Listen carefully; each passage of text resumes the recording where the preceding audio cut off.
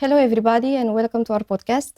My name is Valeria Popescu, and together with my guests today, we will be having an open conversation about the AssA Foundation, a new holistic concept of a non-profit and non-governmental organization who is dedicated to improving the lives of the children in vulnerable situations, and the Everyday Refugees Foundation, a Dutch non-profit organization. Its chairman is here with me, and I am honored to welcome Muhhamed, well-renowned photographer, two-time Pulitzer Prize winner, and nevertheless a world traveler who for over a decade has been documenting the refugees crisis all around the globe. Muhhamed, I'm humbled and honored to have you here with me today. Thank you for joining. My description was quite brief, and for sure it doesn't make justice to the huge experience that you have acquired along the years. So if you would be so kind to tell us a bit more about yourself. Thank you, Val. I mean, I'm humbled and honored to be here, to share with you and to share with everybody else about my journey, my story. For the last 20 years, I have been traveling the world with my cameras to document stories that matter, stories of hope, stories of courage, and stories of resilience. Most of these stories are about people. And these people were forced to leave their homes and hopes, their families and memories behind in search for a new safe home. For me, as a photographer, these are not just pictures. These are voices, these are messages, and these are testimonies that live forever. And this is the power of photography, my passion. To give you a brief introduction, I fell in love with photography when I was 9 years old.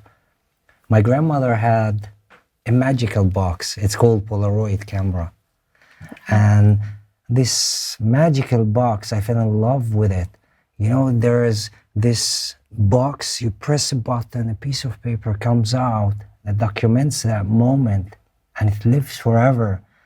I fell in love with trees and nature, and I started to see colors, and I dreamt someday I will capture these colors and share it with the world, and dreams can come true.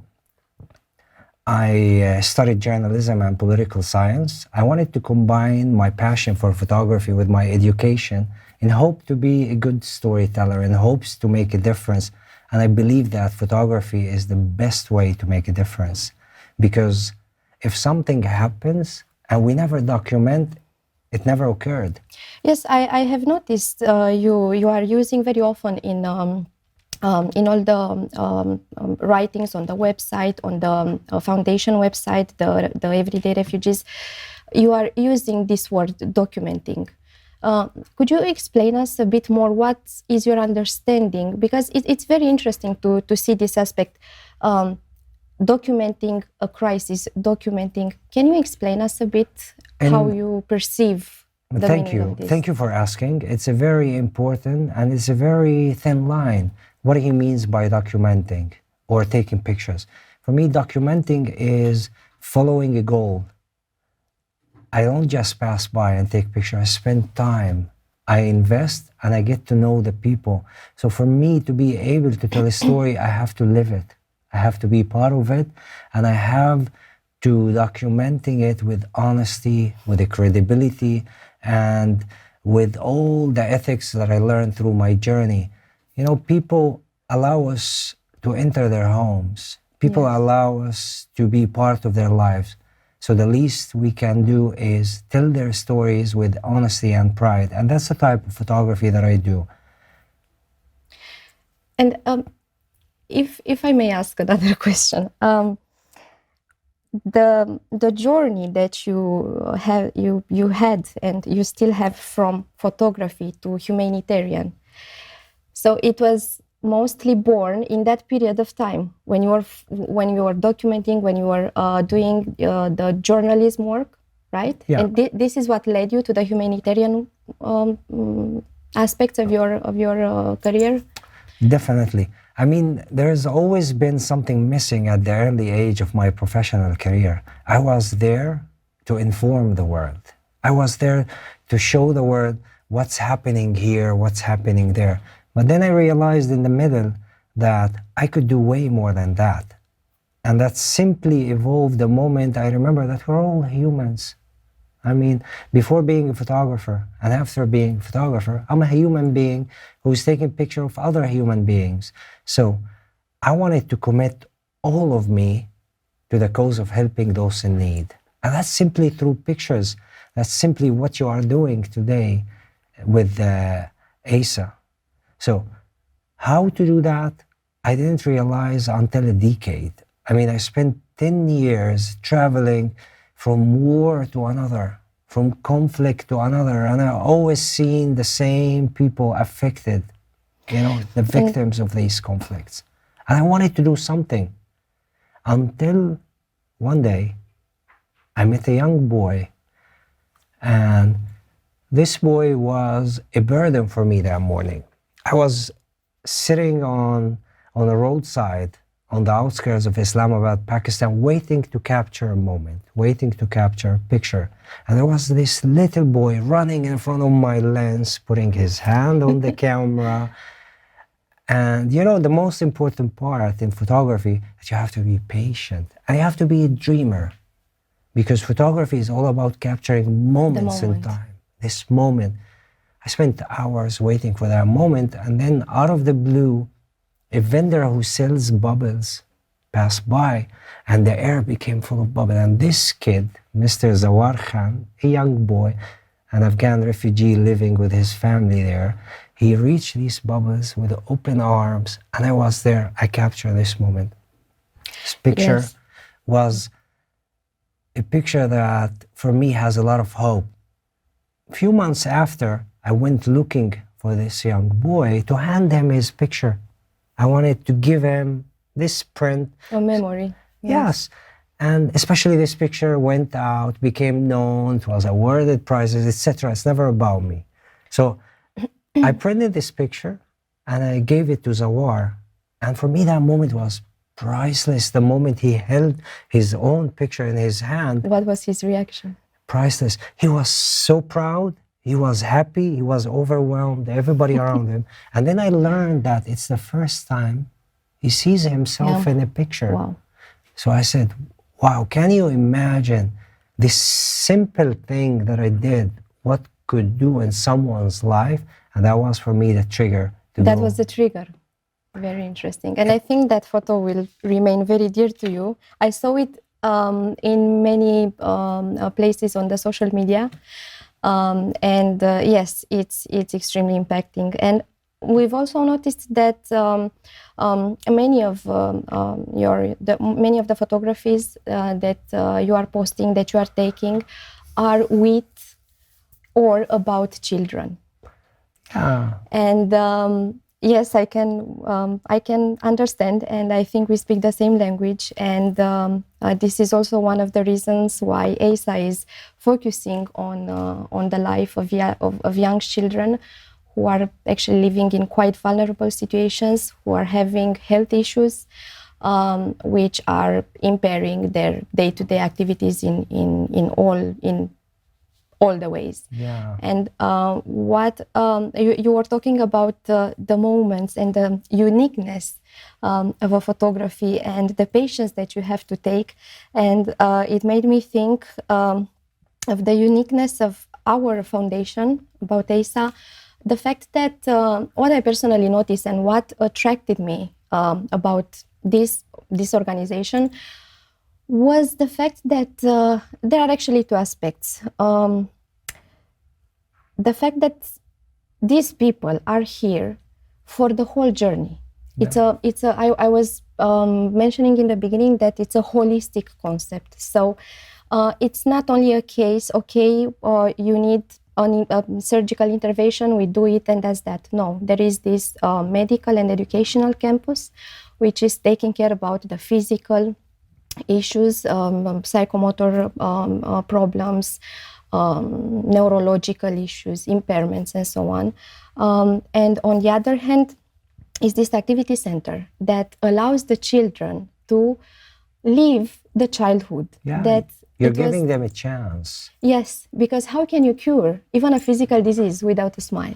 Yeah. And what we want to do is to revive the joys of childhood for the kids that were not as fortunate as, for example, I was. Yeah. You want to wake up the kid inside these kids. Yes. What I love about your association, about ASA, it's about I matter. Everybody matters. No matter where you're from, no matter what the circumstances surrounding you, a kid deserves a chance. Exactly, no matter what. And this is exactly what I believe, what I do. And children are the real victims of violence, conflicts, abuse, whatever. So by giving a chance to these children, giving them the tools, empower them, help them see their real potential. Because honestly, these terms that some people use about specific people, that they are not smart, they are not civilized, this is not fair. You are giving these children the chance to show their real potential. Empowerment. Everybody's the same. When I take a picture of a kid skipping rope in Afghanistan, I saw this picture in Bucharest. I saw this picture in Amsterdam. So you level up everybody. And that's the power that I use in my pictures, to connect you, to remind you as a father and as a mother, as a human, that children are all the same.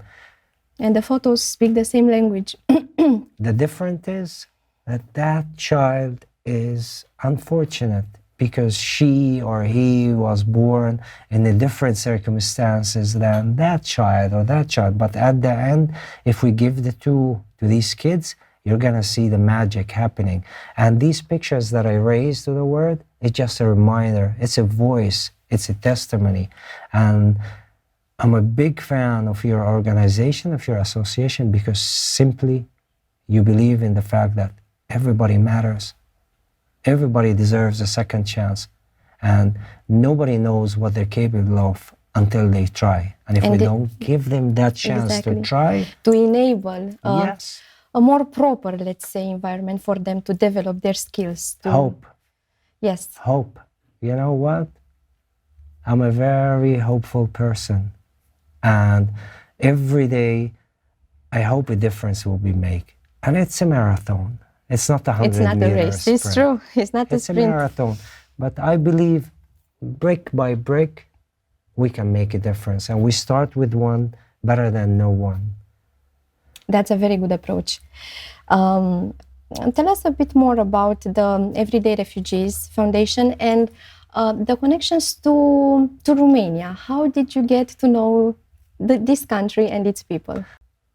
Since 2015, I wanted to commit all of me. I wanted to commit this gift that I have as a visual storyteller to help, to empower. It started by documenting. I wanted to inform, and then I wanted to help, I wanted to educate, and I wanted to empower. And this is when I created Everyday Refugees Foundation as a Dutch nonprofit based in Amsterdam. It was a humble idea that became my life. It became everything. Wow, my pictures are reaching the world. An echo is happening. Hands are approaching me to help. And I wanted to take these hands and travel the world and help by launching projects in Greece, building a school in Pakistan for Afghan girls, projects in Jordan, projects in Bangladesh.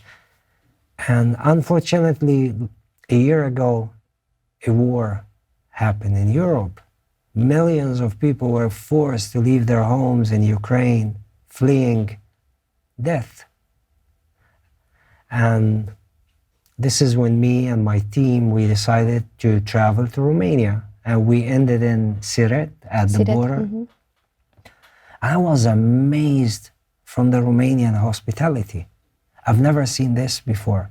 I've never seen a mother, a father, a policeman, a border police, all united together to help these people fleeing the war. I was moved, actually.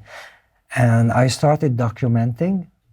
And shortly after, I brought an actual help. We brought proper footwear. We brought other donations to help these mothers, children, and elderly fleeing war and chaos, injustice. What do you think that drives us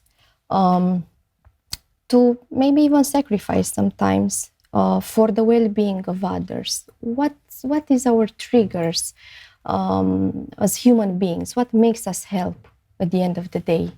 Believe. What kills selfishness? I always say, close your eyes for a moment and put yourself on the shoes of that mother or that father or that child. Imagine yourself, you have 15 minutes to pack everything and run. Imagine it. Can you imagine it? Nobody can imagine it. I couldn't imagine it myself. It just, the feeling with others, you know, I'm not asking you to sympathize. I'm asking you just to put yourself in that person's place. Education, understand what's happening outside your door, and appreciation. Appreciate what you have. Appreciate being healthy. Whenever I get asked, how do you feel? Yes, because taking at these times pictures? it might be extremely overwhelming. For me, I'm lucky and blessed not to be the person in front of my camera. I don't live what that person is living. At the end of the day, I have a home to go back to. I have a hot meal to eat. I have a bed. It's the opposite of most of the people that are photographed. Actually, what you're describing right now, it's the difference between empathy and sympathy. Just You can imagine and you see that with your own eyes. You document those tragic events, but you still have the capability of remaining within your own self and continuing your work, which for some of us, I may say, it's not. People tend to be more sympathetic than being empathic. It's easier to join the drama, but once you are inside, you can no longer help. So you have to love, you have to be able to provide, to support. yeah. But at the same time, to have a bit of maybe distance, maybe reasoning, and to be grateful that you are not actually in the shoes Of that person. of the person. You know, it's unconditional love. I mean, at the end of the day, we're all the same. I'm here to humanize. I'm here to carry voices. I'm here to share my talent. I don't believe in helping. I believe in empowering. Or enabling. Enabling. You know, I want to empower. I want that unfortunate person to know her or his real potential by giving them the tool, by giving them that feeling that they matter. You matter. You're not alone here. We're here for you. Whenever I take a picture, I always try to put myself in the shoes of that person in front of my camera. Try to feel, be sensitive.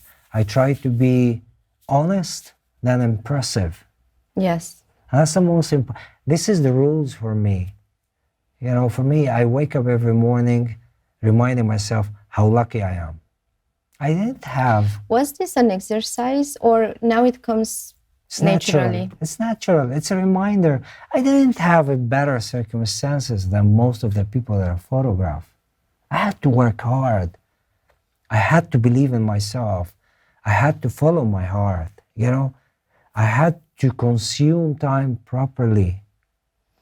I think it's very interesting what you're describing, because from two-time Pulitzer Prize winner to humanitarian, it's not an usual road most of the time. The fame that comes with it, the name, the everything around what this prize means. Sometimes people let themselves carried by the... We all love recognition. We all love attention. In my matter, all these recognition and all these prizes became the tool to reach decision makers and people who could make a real difference and tell them, I need your help. So it became my access, and it made the reach of my pictures wider and the voice louder. Well, this is a very different approach from what we can see most of the times when the glory and the sense of power takes people to a different level of pride. You go to the clouds. Yes. You live in the clouds. Yes, there is always a reminder. You should always remind yourself where you started. I always go back to the root. Every morning, I remind myself how lucky I am to be healthy, how lucky I am to be a human being, how lucky I am to be passionate about something, and through my passion, I'm making a difference. I think you share the same thing with me. Yes. You're passionate about helping, and now you're actually helping. I personally got to this point in my life. I was never thinking that I will be part of such a group. And without knowing and without realizing, I think that all the preparation I had over the years, it was exactly for this specific moment. To be able to be here with all the knowledge that I gathered in my corporate past, and which is still present. I'm still in the corporate world. But exactly as you're mentioning, this helps me to, it makes me able to reach out to more people from different areas of expertise, and ultimately to make this foundation visible in as many environments as possible. We all have a mission. We all have a role to play on Earth. But you know how hard it is it's everyone's question. Why am I here? What is my mission? And I think that all of us ask themselves this question: why am I here? What am I supposed to do? What should I do? And I don't know how many of us are actually lucky enough to have. So it's not only the rational mind that tells me, okay, you do what is right. It's what I feel. Yeah, it's the deep inside understanding that yes. So I don't know it only with my mind. I feel it with everything that I am. Yeah. That, okay, this is the right place, this is the right time, and these are the right people. I'm ready. You have to be ready. You know, I don't take pictures with my camera. I take it with my heart. I see it with my eyes, and I capture it with my camera. The heart, when that chance, when that time comes for you to know why you're here, you'll feel it in your heart. But there is a very important thing here. We all need to know that we have a role. We all need to be prepared. We all need to work hard. And we all need to believe in ourselves and to believe in the goodness of others. Whenever you see something that needs a hand, immediately give a hand. Don't delay. And don't overthink. Let the instinct speak first. Be spontaneous and be human.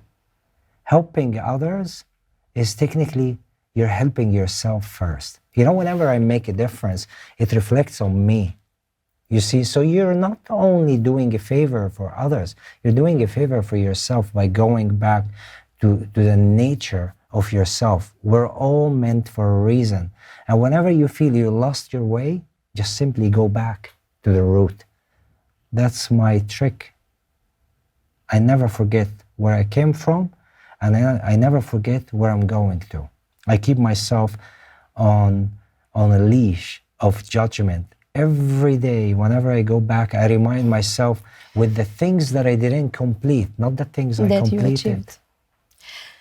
Yes, it is an approach that I can understand, because myself, I'm highly judgmental towards myself in the first place. No one can judge me harsher than I do it. Yeah.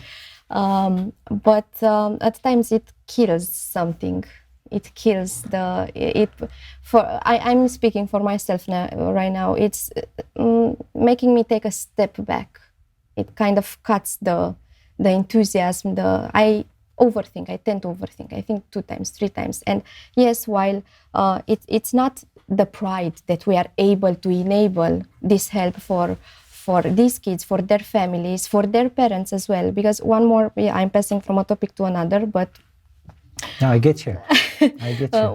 One thing that it's being forgotten many times are the parents of this child. They need a framework. Yeah. They need some guidance. They need support on their turn. They maybe need psychological services. And this is what we are planning to do through ASA with the foundation to support the parents as well. I think it's very important because you cannot give what you don't have. If the parents don't have the strength, yes, they will not be able to give it to their kids. And many times the parents suffer a psychological trauma bigger than the child. Children. Yeah. And they take from, it's an exchange of pain between the parent and the child. And again, through all these means and through all these tools that we have, we want to support the journey, not one isolated event. We want to be there even through the campaigns that already took place with ASA. This is what really surprised me about my colleagues and my peers within the foundation. The same communities that were helped around Christmas time, now they, for the same communities of children, they're celebrating their birthdays. Oh. Yeah, so they go there for each and every single birthday that they have with cake, with gifts, and they do this small party. Most of them never had a day for themselves. They didn't have a dedicated birthday, cake, someone to celebrate them and only them. And it's a reminder. It's a reminder that you matter. You matter. Yeah. And your dreams are of interest, and your dreams can be known and can become a reality. There's another campaign that will follow. I too have a wish, through which some kids maybe they want to ride a horse. They never did. They want to do that, and we will listen to what they want, and we will try to accomplish that wish of theirs. That's beautiful. And how when you came to Romania and you saw what, because we are here with Ukraine, we are neighbors. You came back, so now it's the second visit, if I'm not. So it's the third. The third visit. So we arrived exactly a year ago. At the beginning of March. In February. Oh yeah, because it started on 24th of Exactly a year ago we were at the border, and I remember after 3 weeks we came to Bucharest. There was school dorms. Yes, yeah. I think it's from the construction universities there. Yeah. Amazing young people working there, providing accommodation and all the needs of Ukrainian families. And I remember telling them, look, I think now you have enough support. In a few months, I'll be back. How I operate usually, especially with the foundation, when the attention goes down, we come back to re-support. When the media forgets about what's happening, I come back to shed light. The foundation comes back to give help on the ground.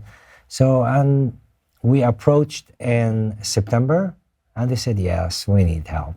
So immediately we were here in November, and we managed to give some hands to the volunteers. We managed to bring and print smiles into the children's daily life, into their mothers. We did actually a very interesting project. We built a room for hope. This is how you called it? A room for hope. A simple project. We equipped a room. We painted it, we equipped it with everything children can have to play, to spend time, and just to let go of their traumas, let go of their stress, and give the parents a little bit of break. So it was room for hope. It was priceless. I mean, when we stepped into the shelter, the kids were very isolated. They were very, scared, taking... Maybe. Exactly. Imagine how many strangers they had to face in the past year. Of course. Maybe they are there with their parents, maybe they are there with relatives, and I assume they tell them, be careful. Yes, of course. We are strangers dealing with strangers, and this is where my way comes by spending enough time. You gain people's trust. Trust is the most important element do you find it hard to break this barrier of, because at the end of it may even be a language barrier at the end of the day, and we speak a foreigners, universal everyone language. Photography is universal language, That's true. and we speak kindness, respect, and honesty. You don't need a language to communicate with somebody. All you need is respect, and you need to be part of their lives. They need to see you. When they're sitting on the ground, you're sitting on the ground. When they're eating, you're eating with them. You're spending time. Because for me, a picture you capture from outside will only show the outside. I always go deeper in, and as much as I can, I try to become part of their daily life, simply to be invisible, you know? And that's the key of being a successful photographer also, is living what the people you are photographing are living. And children could never hide their emotions. Yes, they cannot dissimulate. You know, I do a lot of portraits for children. I focus directly in their eyes, and I try to show what these young souls pass through. You have no idea how kids are strong and have the ability to overcome a lot of obstacles and challenges, but there is a moment, and this moment, if a child gets scratched mentally, that's difficult Very to hard heal. to heal or to fix. Physical scars heals, but mental scars are the ones that's so difficult to heal, because you need to replace that bad memory with a better memory. And that was the plan with the foundation, with this room. Give hope for them. Just give them a chance. I was watching some of your photos, and as you mentioned, you stare into their eyes, and it's like you see they are the reincarnation of the universal truth in a human being. The eyes of these children that you're photographing. The eyes could never lie. It's the door and especially to the of soul. Especially children. And it's like it's a whole universe in one photo, in the eyes of a child, which was, as you said, not yet hurt by the misfortune. Let's put it this way. I mean, children are the real victims. So they are the first victims, and this is why we want to take care. And I'm so glad that we have the chance to meet and to discuss, because it's a joint humanitarian scope here. And together we children. Can you imagine what we can do together? And I always tell people, reach. Yes, the impact, definitely. Reach. The impact, there are, yes, we are in the beginning of our journey as an organization that wants to help, but we are a group of extremely ambitious people. A group of amazing people who joined forces to make the world better from nothing. Yes, because we are self-funded, we are totally independent politically, non-governmental. It's just us, and it's amazing to see that people from many areas of expertise are joining. We are having people from, like myself, from corporate. We are having people from legal. We have people from entrepreneurship and business people. So it's amazing, the set of skills, and of course, the founder who united us all around her. And I think that only someone who is genuinely authentic and good can gather such a group of people. But you all share the same thing in common. You need to know. You all were meant to reach here someday and make a difference. You understand? That's what we spoke about. Yeah, exactly. You're destined for that. This was, I was, even this morning while I was having my morning coffee, I was thinking, I do think that I do believe that everything that I've learned and all the roads that I've taken all around the world, I've also had a bit of an international career and so on, everything brought me here. All the knowledge that I have right now is to use it here and now with these people, for these projects. Yeah, you were meant and for to this. help. Although personally, I was never thinking about the volume. I was very busy to to fight for me and for myself, for my development, for the development of my close ones, my family. And I was never even dreaming of being able to help. I was, how can I help?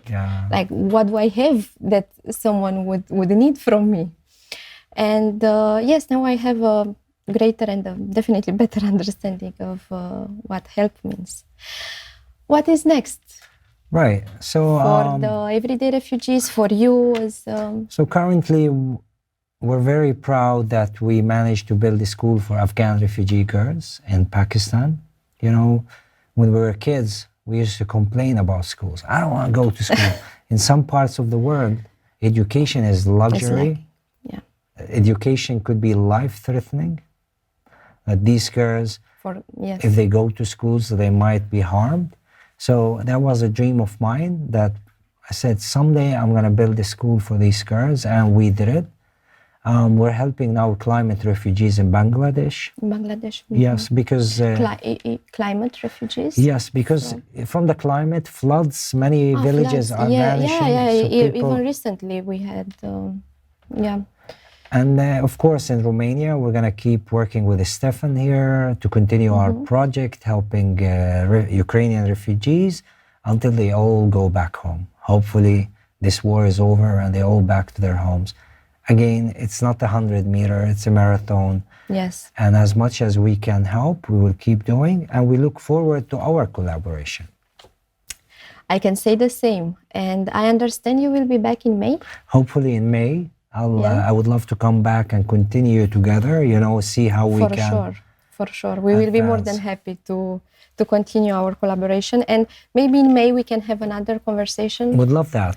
Maybe in more details, a bit more structured. This was very last minute, but and that's the beauty of it. We speak from the heart. Yes, and I hope it's we passed the information in the proper and in the right way, and that it was hopefully clear for who is going to listen to us, what is our scope, and why we are meeting here now. Because we have this joint humanitarian scope of helping the children, regardless from where they are, and together with Muhhamed, we are looking forward to collaborating in the future as well. I'm humbled. I'm really humbled, and I look forward to more difference to be made. Hand in hand, we can do a lot of things together. Small steps, at least for us, because as I was mentioning, we are in the beginning, but. Every step counts, and we have to start from somewhere. Definitely. Never say tomorrow. It's now. It's now. Or never. That's true. Thank you, Muhhamed. Thank you very much.